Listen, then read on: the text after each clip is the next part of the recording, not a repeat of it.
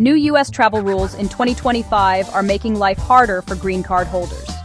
Under the new policy, permanent residents must now meet strict conditions before leaving the country.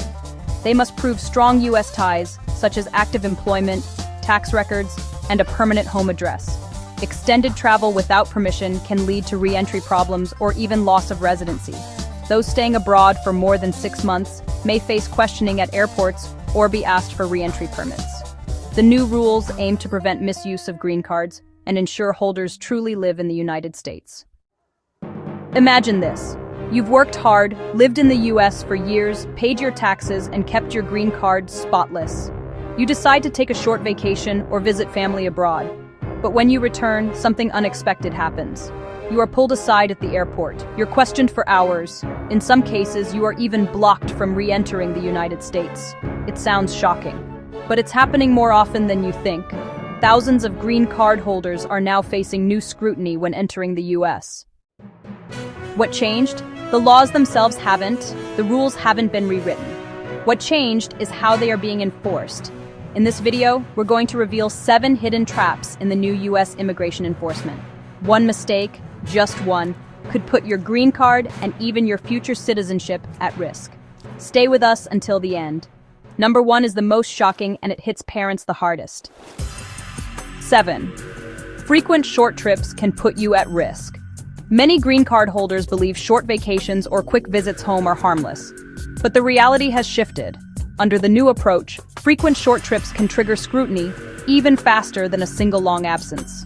CBP is no longer only concerned with how long you are away. They are now monitoring how often you leave.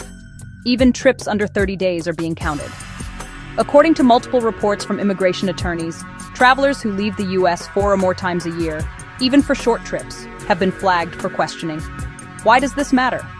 It comes down to intent to reside. It's not just about your address on a green card. Officers want to know if your life shows that the US is your main home. Here's an example.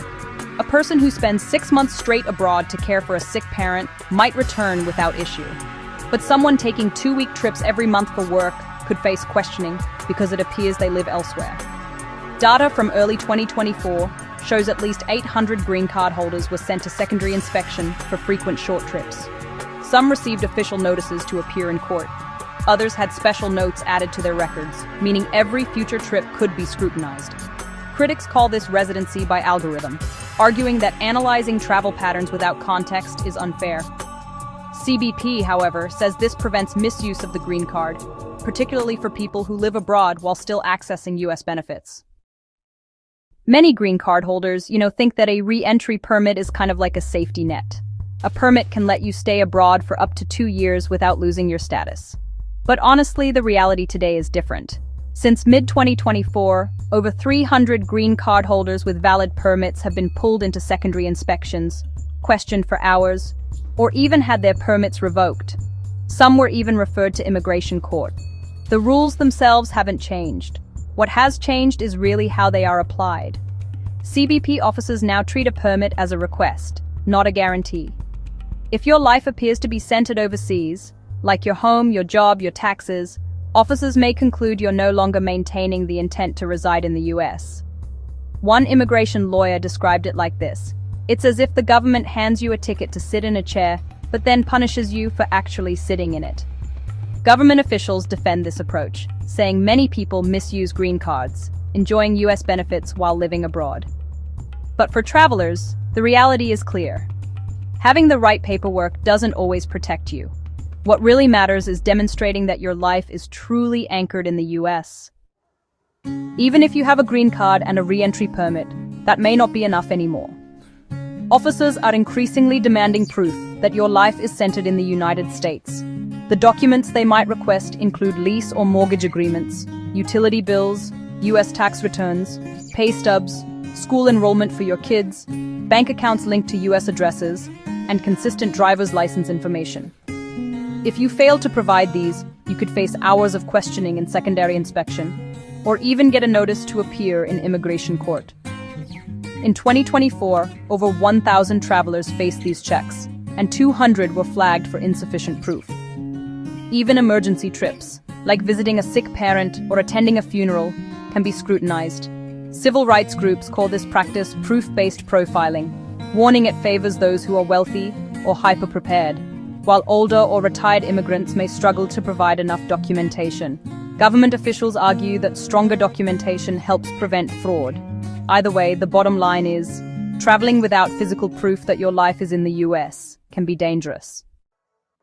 You might think that traveling for emergencies is safe, but honestly, the new system judges patterns of residence, not intentions. For example, a green card holder flew to India to care for her dying father for 4 months. She returned with medical documents and proof of return flights, yet was pulled into secondary inspection for hours. Her green card was marked for future scrutiny. Since 2024, 500 caregiving trips have triggered detentions or warnings. This means even trips with legitimate reasons can place your green card at risk. Advocates warn that this forces immigrants to make impossible choices, help your family, or protect your legal status. CBP officials defend the policy, saying some people previously used family emergencies as cover to live abroad permanently. But the result is that even lawful, necessary travel can now raise red flags.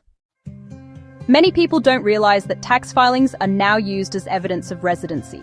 Even if you follow all the travel rules and maintain a home in the US, filing taxes incorrectly or filing as a non-resident can, really jeopardize your green card. For example, there was one man who spent only 3 months abroad each year, but filed taxes as a non-resident to avoid double taxation. His citizenship application was rejected, and his green card was reviewed. In 2024, over 600 green card holders faced delays or denials in naturalization because of tax inconsistencies. This really shows that where you report living on tax forms can actually outweigh what your green card says. Even minor errors, like forgetting to update your address, can trigger scrutiny. Officer discretion can really decide your fate. CBP officers now have, pretty broad discretion. 2 people with identical travel history and documentation can actually have very different experiences. One traveler may be waved through, while the other could be sent to secondary inspection and questioned for hours. In 2024, over 1,000 green card holders reported unexpected inspections. Once flagged, future re-entry just becomes more difficult. The burden of proof shifts entirely onto the traveler. Advocates call this system green card roulette because luck, or honestly, just the judgment of an individual officer, can totally dictate outcomes. Certain groups are disproportionately affected: older immigrants, those with limited English, and individuals from targeted countries. Critics argue that too much discretion in the hands of a single officer really opens the door to bias. One trip could actually ruin your citizenship. Even a single trip before your naturalization interview can break your continuous residence requirement. Officers examine travel in the 6 to 12 months before your application very closely. For example, a green card holder flew to the Philippines for just over 6 months to settle a family inheritance. She passed her English and civics tests, yet her application was denied because the officer concluded she had broken continuity of residence. She must now wait 4 more years to reapply. In 2024, over 700 applicants faced delays or rejections due to travel-related issues. Even legal, necessary trips can be used against you. Officers focus on intent to reside, and once your continuous residence is questioned, your green card itself could be challenged. So, bottom line, for green card holders today, the rules haven't really changed, but the enforcement and interpretation have. Your daily life, your documents, your travel patterns, and even your taxes are under scrutiny. A single misstep, a trip too long, too frequent, or too close to your naturalization interview can undo years of work. Intent matters now more than ever. Every choice you make, from where you live to how often you travel, can affect your permanent residency and your future citizenship. If you like the video, don't forget to subscribe, like, comment, and share. Click the bell icon button to get the next video. Thank you for staying with us, and see you in the next video.